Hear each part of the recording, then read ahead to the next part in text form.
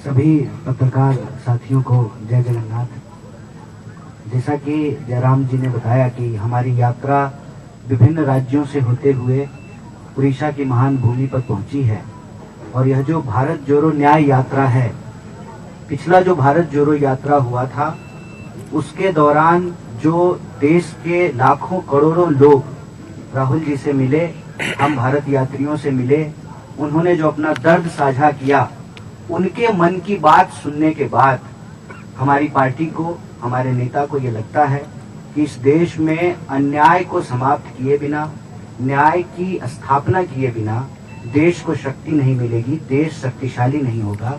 और देश का मतलब देश के 140 करोड़ लोग।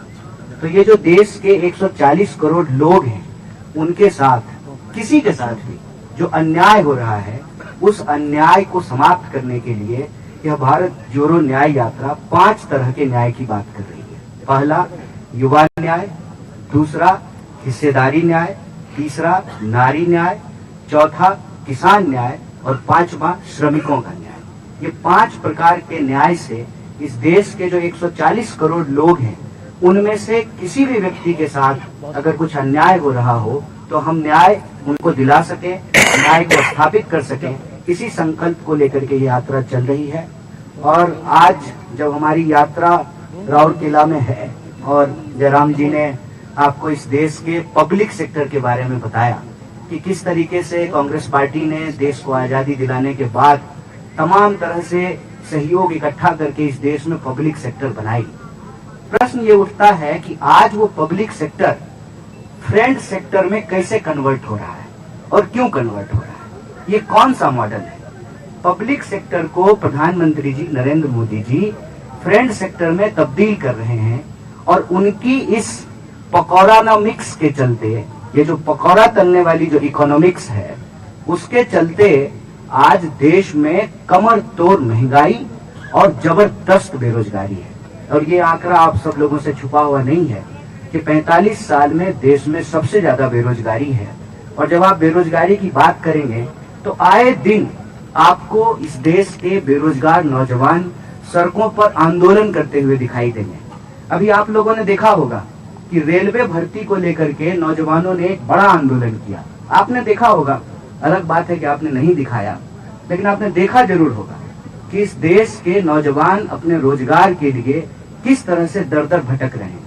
अगर आप सिर्फ केंद्र सरकार की बात करें तो 10 लाख से ज्यादा पद जो हैं वो रिक्त पड़े हुए हैं।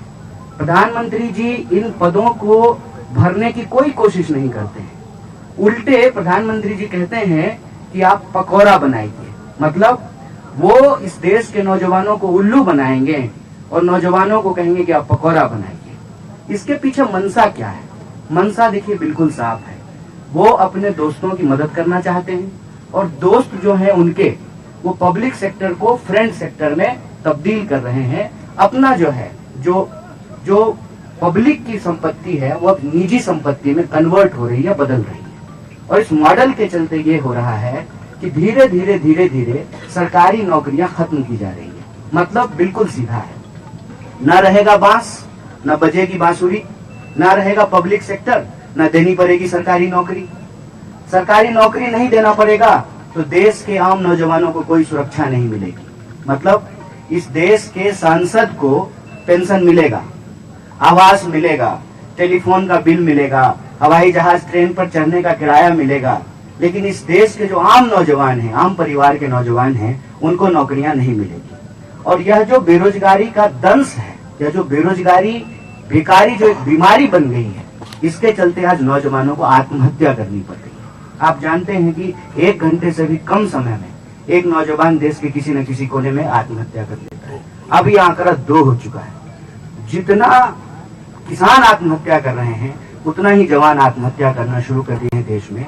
ये हमारे लिए चिंताजनक बात है। इसीलिए मैं आप सबके माध्यम से यह सवाल उठा रहा हूँ कि अगर इस देश के गृह मंत्री के बेटा को बीसीसीआई का सेक्रेटरी बनाया जा सकता है, मतलब गृह मंत्री का बेटा बनेगा बीसीसीआई का सेक्रेटरी और देश के नौजवानों को मिलेगी 4 साल की ठेके वाली नौकरी। ये जो बेईमानी है, सरेआम आंख के सामने देश का मुद्दा भटका करके देश की संपत्ति जो बेची जा रही है, इस बेचने के खिलाफ यह भारत जोड़ो न्याय यात्रा न्याय को बचाने की लड़ाई है।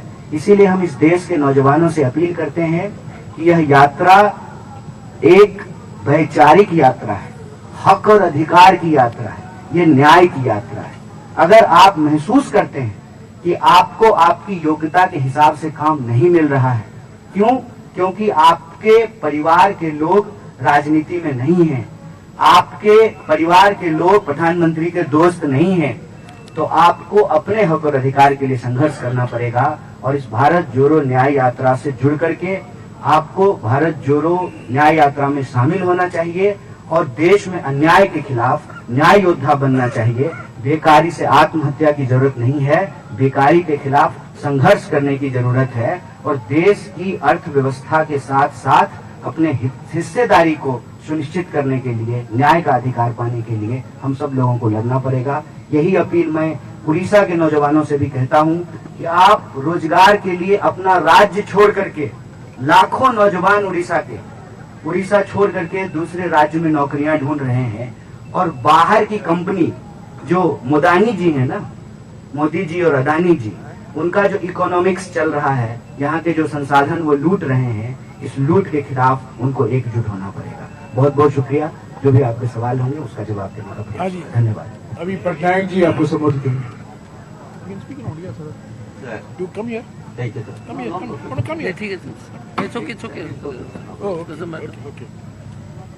मंचासन समस्ते नेतृवृंद एवं मोर प्रिंट मीडिया एवं इलेक्ट्रोनिक्स मीडिया बंधुगण, भारत जोड़ो न्याय यात्रा राहुल गांधी जोटा आसिक आज पहुंची ओडिशा रे गत काली ओडिशा जनसाधारण एवं कांग्रेस दल तरफ भाव में स्वागत कर आसिलु एवं आज सका राउरकेला जो कार्यक्रम आरंभ होती तेणुक प्रदेश कांग्रेस कमिटी तरफ राहुल जी को एवं टीम को समस्त हार्दिक कृतज्ञता ज्ञापन को विशेष भाव में ओडिशा जो मुद्दा 24 साल किसको कहते हैं भाई? मुख्यमंत्री नवीन पटनायक। बीजेडी और बीजेपी 9 साल दोनों मिल के शासन लगाए ओडिशा में। ओडिशा रे 2,27,000 पोस्ट खाली पड़ी वर्तमान, लक्ष लक्ष पोस्ट खाली, लक्ष लक्ष लोग ओडिशार माटी छाड़ी अन्य राज्य को जाऊँ खाद्य अन्वेषण और ये आसुँच बाहर राज्य लोक मैंने ये कंटाक्ट करेंगे और ओडिया लोक मैंने इटा बाली बोलते। ये हूँ नवीन पटनायक जस्टिस, ये हूँ नवीन पटनायक न्याय।